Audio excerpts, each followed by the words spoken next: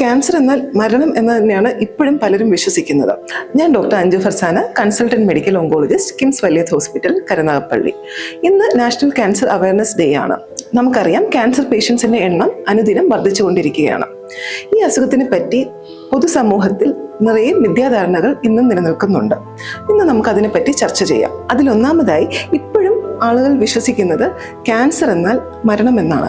എന്നാൽ കറക്റ്റ് സമയത്ത് കണ്ടുപിടിച്ച് ട്രീറ്റ്മെന്റ് എടുത്തു കഴിഞ്ഞാൽ ക്യാൻസറിൽ നിന്നും രോഗമുക്തി നേടാൻ സാധിക്കും. അതുപോലെയുള്ളൊരു സംശയമാണ് 4ാമത്തെ സ്റ്റേജ് ക്യാൻസർ എന്ന ചികിത്സ എടുക്കണ്ട എന്നുള്ളത്.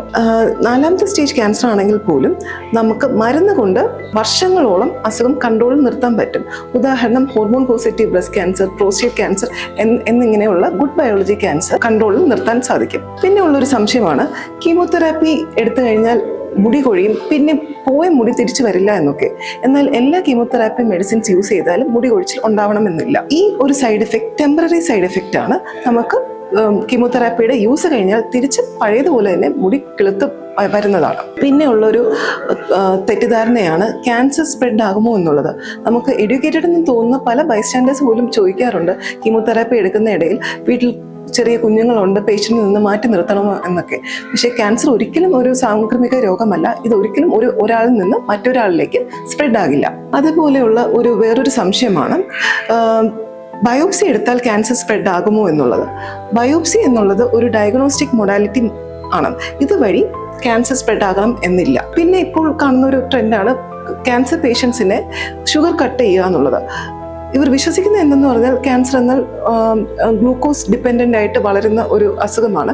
അതുകൊണ്ട് ഗ്ലൂക്കോസ് അഥവാ ഷുഗർ കട്ട് ചെയ്താൽ ക്യാൻസറിനെ നിയന്ത്രിച്ച് നിർത്താം എന്നുള്ളതാണ്. എന്നാൽ അത് തികച്ചും തെറ്റാണ്. എല്ലാ ആൾക്കാരെ പോലെയും ക്യാൻസർ പേഷ്യൻസിന് മധുരമുള്ള ആഹാരം യൂസ് ചെയ്യാൻ കഴിയും. ചില കീമോതെറാപ്പി, അതുപോലെ കീമോതെറാപ്പി കൂടെ യൂസ് ചെയ്യുന്ന മെഡിസിൻസ് ബ്ലഡിലെ ഗ്ലൂക്കോസ് ലെവൽ കൂട്ടാനുള്ള സാധ്യതയുണ്ട്. അങ്ങനെയുള്ള കണ്ടീഷനിൽ മാത്രം നമ്മൾ ഷുഗർ റെസ്ട്രിക്റ്റ് ചെയ്യേണ്ട കാര്യമുള്ളൂ. പിന്നെയുള്ളൊരു സംശയമാണ്, ലങ് ക്യാൻസർ എന്നുള്ളത് സ്മോക്കിംഗ് കാരണം മാത്രമാണ് ഉണ്ടാകുന്നത് എന്നുള്ളത്. തീർച്ചയായും സ്മോക്കിംഗ് ലങ് ക്യാൻസർ ഉണ്ടാക്കുന്നുണ്ട്. എന്നാൽ എല്ലാ ലങ് ക്യാൻസറും സ്മോക്കിംഗ് കാരണമല്ല. സ്ത്രീകളിലും പുക വലിക്കാത്തവരിലും ലങ് ക്യാൻസർ കാണുന്നുണ്ട്. ഇപ്പോഴുള്ള അഡിനോകാർസിനോമ എന്നൊരു ലങ് വെറൈറ്റി കോമൺലി കാണുന്നത് സ്ത്രീകളിലും പുക വലിക്കാത്ത ആളുകളിലുമാണ്. ഇങ്ങനെ നിരവധി മിഥ്യാധാരണകൾ സമൂഹത്തിൽ നിലനിൽക്കുന്നുണ്ട്. ക്യാൻസറിനെ പറ്റിയുള്ള ശരിയായ അറിവ് നമ്മുടെ തെറ്റിദ്ധാരണകൾ നീക്കാൻ സഹായിക്കും. ഇതുമൂലം ഉത്കണ്ഠ കുറയ്ക്കാനും വേണ്ട മുൻകരുതലുകൾ എടുക്കാനും ശരിയായ ചികിത്സ നേടാനും സഹായിക്കും.